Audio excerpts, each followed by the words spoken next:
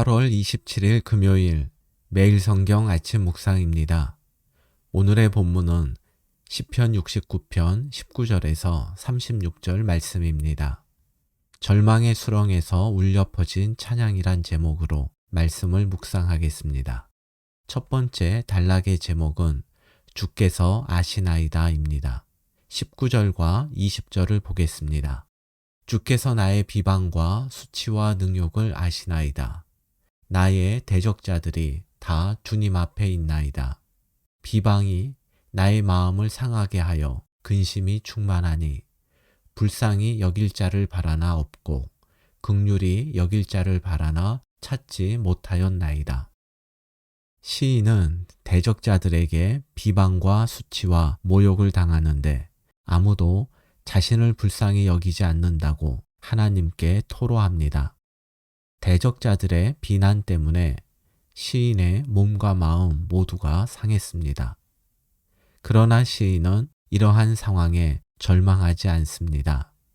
왜냐하면 19절 처음에 나오는 말씀처럼 주께서 시인의 비방과 수치와 능욕을 아시기 때문입니다. 자신의 형편을 하나님께서 아신다는 것이 왜 시인에게 위로와 힘이 되었을까요?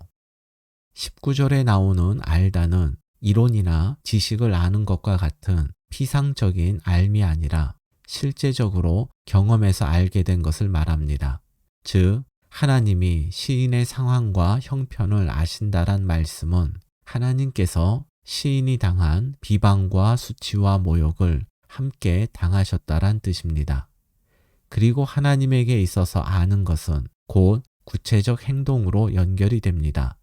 그래서 시인은 하나님께서 자신의 고난의 현장에 함께 하시며 자신의 문제를 해결해 주실 것을 믿고 하나님께 상한 마음을 쏟아낼 수 있었습니다.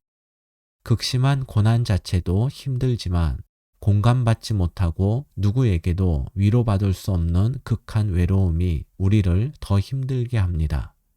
하지만 하나님께서는 우리의 모든 문제와 형편을 아실 뿐 아니라 우리를 위로하시고 고난의 현장에서 우리를 건져주시는 전능하신 아버지이십니다. 아무도 곁에 없다고 느껴질 때 바로 그때가 하나님께 우리의 상한 마음을 아를 기회입니다.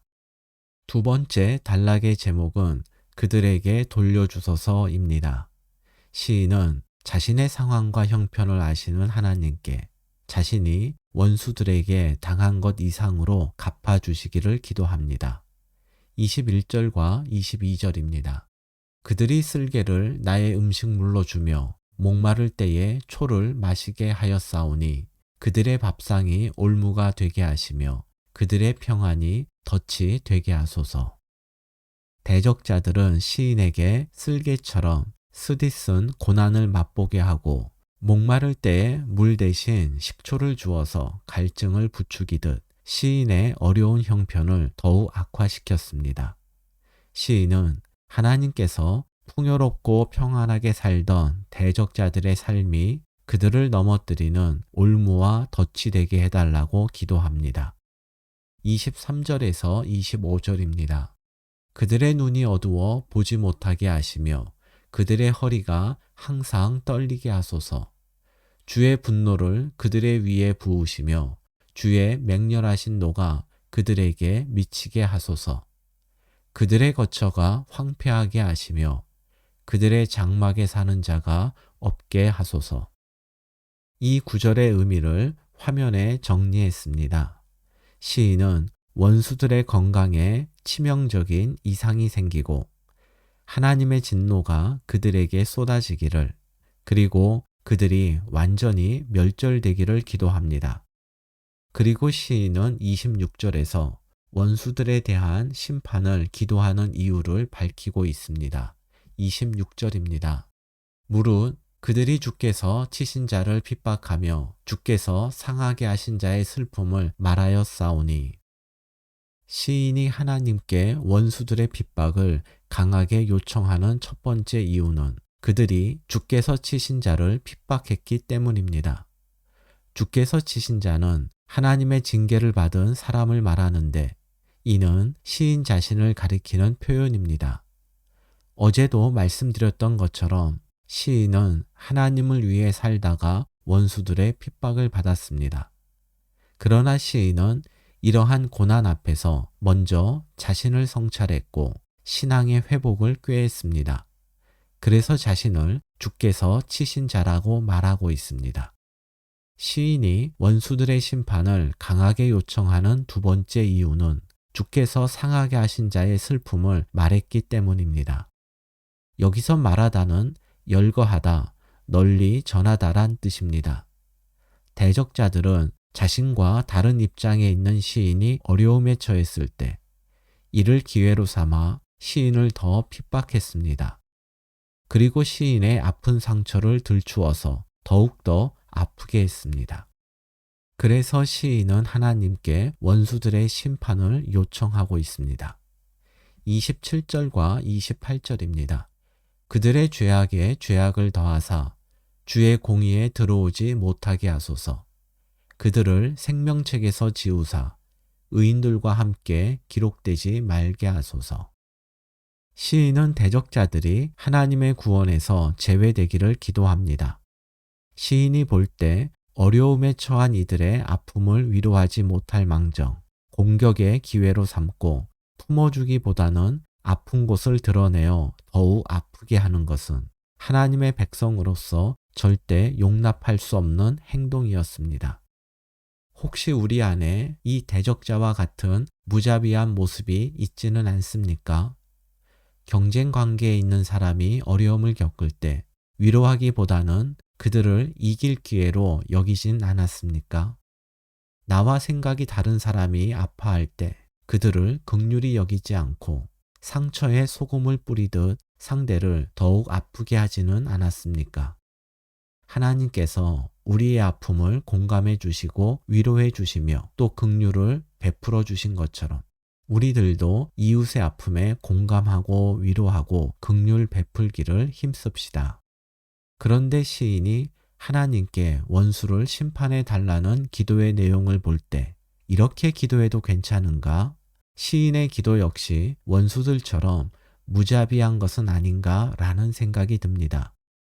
여기서 기억해야 할 것은 시인이 겪고 있는 고난은 주님 편에 섰기 때문에 당하는 고난이었습니다. 즉 시인은 자신의 이익이 침해당해서가 아니라 하나님을 비방하고 대적하여 하나님의 권위를 흔들고 하나님 나라의 가치를 훼손시키는 원수들에 대해서 하나님의 엄중한 심판을 요청한 것입니다. 성도는 불의한 세상을 보며 분노해야 합니다. 그런데 그 분노의 이유가 나 개인의 이익을 침해해서가 아니라 하나님의 공의와 정의를 훼손했기 때문에 갖는 거룩한 분노여야 합니다. 정치, 경제, 사회의 불의한 모습을 손가락질하고 비판하기에 앞서서 우리의 분노가 하나님 나라를 위한 거룩한 분노인지를 점검합시다. 세 번째 단락의 제목은 하나님을 찬양할 이유입니다. 29절입니다. 오직 나는 가난하고 슬프오니 하나님이여 주의 구원으로 나를 높이소서. 여기서 가난은 물질적 가난이 아니라 비참한 상태를 말합니다. 시인은 다시 한번 하나님께 비참하고 슬픈 상황에서 자신을 건져주시기를 기도합니다. 30절에서 32절입니다. 내가 노래로 하나님의 이름을 찬송하며 감사함으로 하나님을 위대하시다 하리니 이것이 소, 곧 뿔과 굽이 있는 황소를 드림보다 여호와를 더욱 기쁘시게 함이 될 것이라. 곤고한 자가 이를 보고 기뻐하나니 하나님을 찾는 너희들아 너희 마음을 소생하게 할지어다.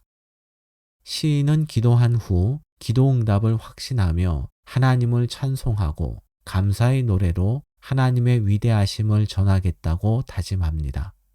왜냐하면 하나님의 응답은 우리가 드리는 재물에 대한 응답이 아니라 어떤 상황에서도 하나님을 신뢰하고 찬양하는 당신의 자녀들에 대한 하나님의 사랑 표현이기 때문입니다. 33절에서 36절입니다. 여호와는 궁핍한 자의 소리를 들으시며 자기로 말미암아 갇힌 자를 멸시하지 아니하시나니 천지가 그를 찬송할 것이요 바다와 그 중의 모든 생물도 그리할지로다. 하나님이 시온을 구원하시고 유다 성읍들을 건설하시리니 무리가 거기에 살며 소유를 삼으리로다.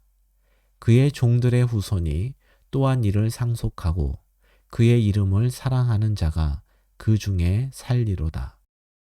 하나님은 시인처럼 하나님을 위해 살다가 궁핍해지고 고난을 겪는 자녀들을 모른 척하지 않으십니다.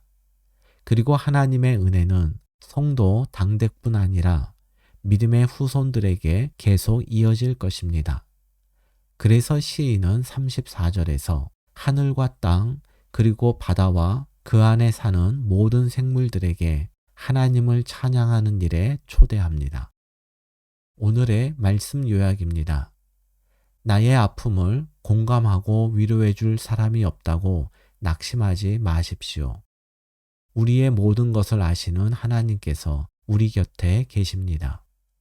불의한 세상을 향한 우리의 분노는 하나님의 권위와 하나님 나라의 가치를 지키기 위한 거룩한 분노여야 합니다. 하나님을 기쁘시게 하는 것은 황소의 뿔과 같은 값비싼 재물이 아니라 우리의 진실한 찬송입니다. 오늘의 한 줄 기도입니다. 하나님의 위로하심과 긍휼의 은혜를 받은 자녀로서 고난 중에 아파하는 이들을 위로하고 긍휼을 베풀며 살게 하소서.